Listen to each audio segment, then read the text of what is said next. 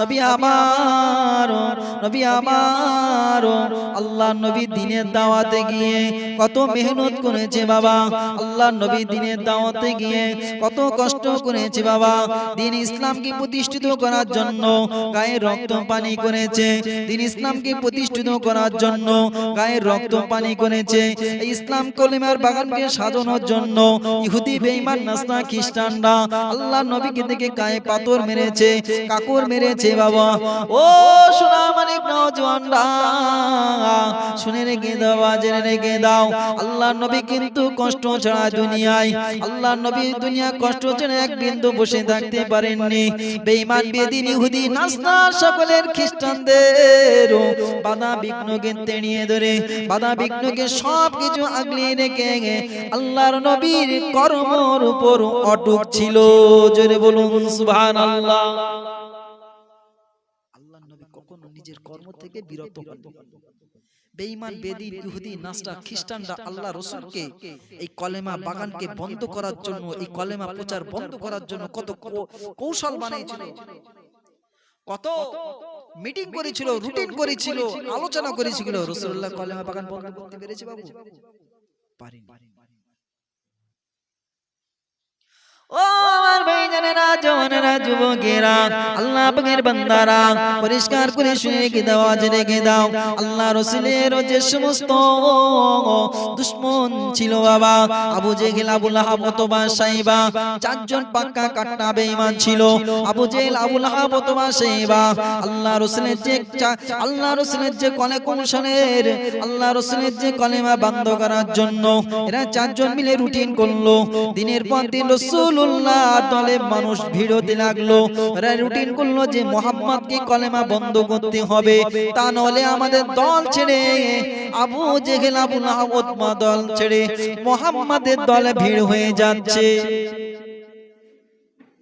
মুহাম্মাদের দলে ভিড় হয়ে যাচ্ছে, অর্থাৎ মুহাম্মদকে বন্ধ করতে হবে কলেমার প্রচার।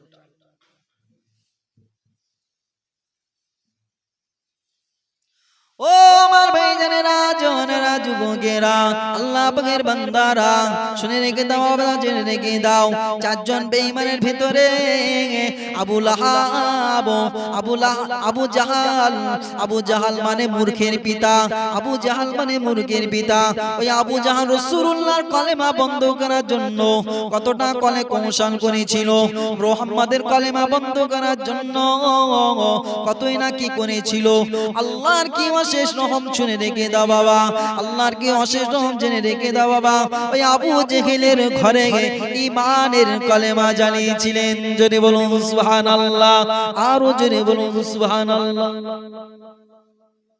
যে রাসূলুল্লাহর দুশমন ছিলেন আবু জাহাল, আবু জেহেল মানে মূর্খের পিতা। ওই আবু জেহেল রাসূলুল্লাহর কলেমা বন্ধ করার জন্য, রাসূলুল্লাহর প্রচার প্রসার সবকিছু বন্ধ করার জন্য অনেক কিছু রুটিন তৈরি করেছিল, আলোচনা করেছিল। বন্ধ করতে পেরেছিল বাবু? পারেনি। কিন্তু আমার আল্লাহর কি কুদরতি, আল্লাহর কি রহম, বেঈমান আবু জেহেলের ঘরে এক কলেমার বাতি ঢুকিয়ে দিয়েছিলেন। জোরে বলুন সুবহানাল্লাহ, জোরে বলুন সুবহানাল্লাহ।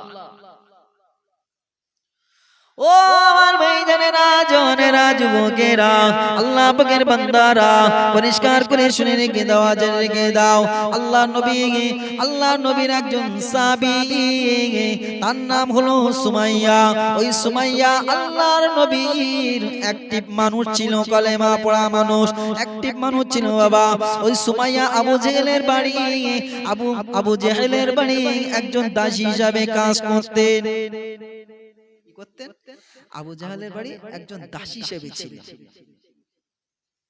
হঠাৎ একদিন আবু জাহাল কি করলেন, ওই সুমাইয়া যদি কোন রকম যদি বিন্দু পরিমাণ যদি অন্যায় করতেন, আবু জাহাল কি করতেন, ওই সুমাইয়া ডেকে কঠোর আঘাত, এমন আঘাত করতেন সেজন্য নিজের জীবন বেরোয় যাওয়ার মতো এত কষ্ট দিতেন, খেতে দিতেন না, মারধর করতেন, খুব প্রহার করতেন। কিন্তু সুমাইয়া খুব আল্লাহর কাছে গভীর রাতে মেহনত করে আল্লাহর কাছে দোয়া চাইতেন, আল্লাহ আপনি ছাড়া আমার কেউ নেই, আপনি আমার প্রতি রহম করুন, আপনি আমার প্রতি রহম করুন। ও আমার ভাইজানেরা, জওয়ানেরা, যুবকেরা, আল্লাহ পাকের বান্দারা, পরিষ্কার করে শুনে রেখে দাও, জেনে রেখে দাও। ওই সুমাইয়া রাদিয়াল্লাহু তাআলা আনহা একদিন গভীর রাত, নিশুতি রাত, গভীর রাত, নিশুতি রাত, সুমাইয়াকে এমন একটা ঘরে রেখে দেয়। সুমাইয়া সে ঘরে থাকে, ওই দিকে কখনোর জন্য আবু জেহেল কখনোর জন্য ঘুরতে যাননি। সুমাইয়াকে যে ঘরে রাখতেন বা থাকতেন, কখনোর জন্য আবু জেহেল ওই দিকটা ঘুরতে যায়নি, কখনোর জন্য ঘুরতে যায়নি। কিন্তু হঠাৎ করে একদিন আবু জাহাল কি করলেন, রাত্রিবেলা ঘুমাচ্ছেন, একটা যেন শরীরের ভিতরে অঞ্জালা তৈরি হয়েছে।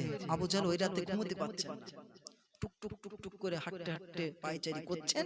এমন কি সুমাইয়ার ঘরের দিকে চলে যায়, দেখে সুমাইয়ার ঘরের দরজাটা খোলা আছে। সুমাইয়ার ঘরের দরজাটা খোলা আছে। আবু জাহেল মনে করলো সুমাইয়া মনে হয় পালিয়েছে, আমার অত্যাচার সহ্য না করতে পেরে সুমাইয়া পালিয়েছে। আহা, সুমাইয়া পালিয়েছে। আবু জাহেল এক পা দু পা করতে করতে ওই সুমাইয়ার ঘরের দরজার দিকে গিয়ে দেখে সুমাইয়ার ঘরের ভিতরে একটা বাতি মিনমিন করে জ্বলছেন। জোরে বলুন সুবহানাল্লাহ, জোরে বলুন সুবহানাল্লাহ। এমন কি সুমাইয়া ঘরের বাতিরা যেখানে মিনমিন করে জ্বলছেন, সেখানে একটা সালাত নামাজের পাটি পেতে আল্লাহর নবীর কলেমা জিকির করছেন। জোরে বলুন সুবহানাল্লাহ, জোরে বলুন সুবহানাল্লাহ। আবু জেহেল, আবু জাহাল ওই দৃশ্য দেখে, ওই চিত্র দেখে রাগে রাগান্বিত হয়ে ফিরে আসলেন, ফিরে আসলেন তার গন্তব্য স্থানে। সকাল হয়ে যায়। আবু জাহাল ওনার দাসীদের ডেকে বলল, যাও সুমাইয়াকে ডেকে আনো, যাও সুমাইয়াকে ডেকে আনো, সুমাইয়াকে আমার সামনে ডেকে আনো। আবু জাহেলের দাসীরা সকলে চলে আসে, সুমাইয়াকে ডেকে বলেছিল, সুমাইয়া, আবু জেহেল আপনাকে ডেকেছে। আবু জাহেলের সামনে হাজির হয়ে যায় সুমাইয়া। হাজির হওয়ার পরে আল্লাহ রাসূলের সুমাইয়া দেখুন একদম স্ট্রং হয়ে দাঁড়িয়ে আছেন। আবু জাহাল জিজ্ঞাসা করছেন, সুমাইয়া, যে মুহাম্মাদের কলেমা বন্ধ করার জন্য, যে মুহাম্মাদের কলেমার বাতি নিবানোর জন্য আমি কত কৌশল করছি, তুমি আমার ঘরে কলেমা পড়ছো কেন? তুমি আমার ঘরে কলেমার বাতি জ্বালাচ্ছ কেন? এ সুমাইয়া, তোমার কে পারমিশন দিয়েছে? তুমি কবে থেকে দীক্ষা নিয়েছো কলেমার? তোমার কি এত বড় সাহস কে দিয়েছে? আল্লাহর নবীর সুমাইয়া বলেছিলেন, এ আবু জেহেল, এ আবু জাহাল, আমি রাসূলুল্লাহর কলেমা একদিন নয়, দুদিন নয়, তিন দিন নয়, আমি আল্লাহ রাসূলের কলেমা দীক্ষা নিয়েছি বহুদিন। আমি সারাটা দিন তোমার কর্মের ভেতরে ব্যস্ত থাকি, গভীর রাত, নিশুতি রাত, আমি সুমাইয়া ঘুমাই না, আমি ঘুমাই না, আমি সুমাইয়া ঘুমাই না। গভীর রাত, নিশুতি রাতে আমি রাসূলুল্লাহর কলেমা জিকির করতে করতে রাতটা অতিবাহিত করে দেই। জোরে বলুন সুবহানাল্লাহ। আবু জেহেল, আমি একদিন, দুদিন, তিন দিন নয়, আমি বহুদিন রাসূলের কলেমা দীক্ষা নিয়েছি, আমি রাসূলের কলেমা দীক্ষা নিয়েছি। আমি রাসূলের কলেমা দীক্ষা নেওয়ার পূর্বেও আমি সারাটা দিন তোমার কর্মে ব্যস্ত থাকি, রাতের বেলা না ঘুমিয়ে আমি সুমাইয়া আল্লাহর দরবারে মশগুল হয়ে আল্লাহ রাসূলের কলেমা দেওয়া দীক্ষাটা আমি জিকির করি। জোরে বলুন সুবহানাল্লাহ।